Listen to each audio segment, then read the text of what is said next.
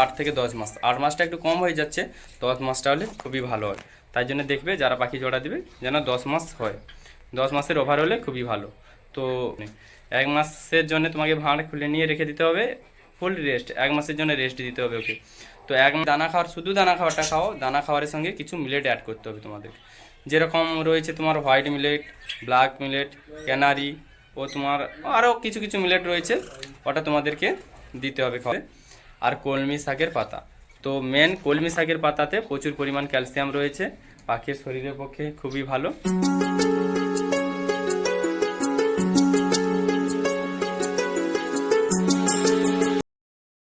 তো হ্যালো বন্ধুরা, তোমরা সবাই কেমন আছো?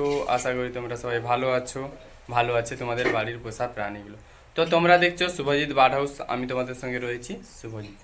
তো আবারে চলে এসেছি এক নতুন ভিডিও নিয়ে। আজ ভিডিও বানানোর টপিক রয়েছে, আমি যে তোমাদেরকে এর আগে ভিডিওতে বলেছিলাম যে আমার বদ্রি পাখি অনেকগুলো ডিম দিয়েছে, ডিম ফুটে বাচ্চা হয়নি, ডিমে ব্লাড আসেনি। তো চলো আজকে জানাবো কেন ডিমেতে ব্লাড আসে না আর কেন বাচ্চা ফোটে না, তো সেই বিষয়ে আজ একটা ভিডিও বানাবো। তো চলে এসেছি আমার পাখি কলোনির ভিতরেতে, তোমরা তো দেখতে পাচ্ছ আমার এখানে বদ্রি পাখিগুলো রয়েছে। তো আজকে যে বিষয়ে ভিডিও বানানো হবে যে পাখির ডিম ফুটে কেন বাচ্চা বের হচ্ছে না, ডিম অনবরত পাখি ডিম দিয়ে যাচ্ছে কিন্তু ডিম ফুটে কোনো বাচ্চা বের হচ্ছে না।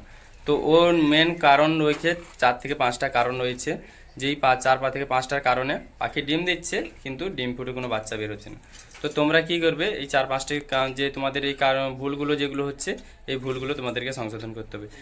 মেন রয়েছে যেটা, সেটা হচ্ছে তোমাদের যে পাখি জোড়া দিয়েছো, তোমরা হয়তো কেউ সঙ্গে 2 পিস 4 পিস পাখি রেখেছো বা যার অনেকগুলো পাখি রেখেছো।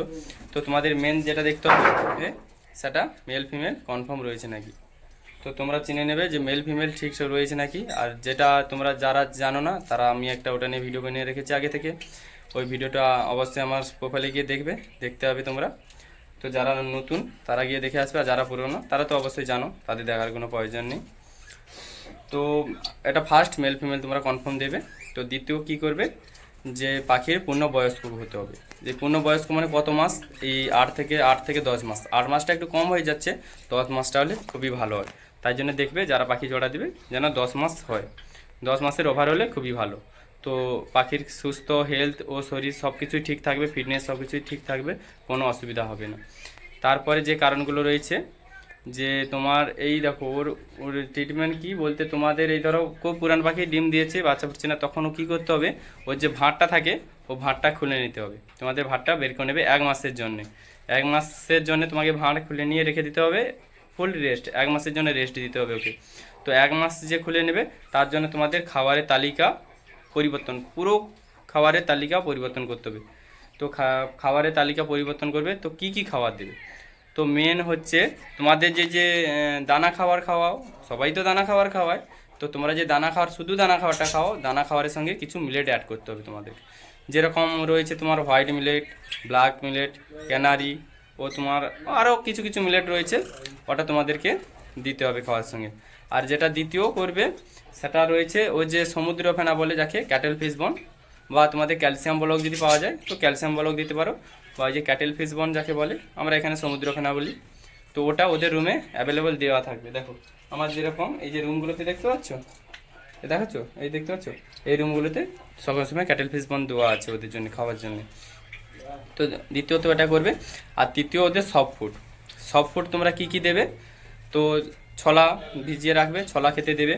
তো দ্বিতীয় ছোলার পরে তোমার এই যে ভুট্টা রয়েছে, ভুট্টাকে ভিজিয়ে দেবে, সকালে হালকা উষ্ণ গরম জলে ওকে বয়েল করে নিলে একটু নরম টাইপের হয়ে যাবে, তখন ওতে খেতে দিতে পারবে।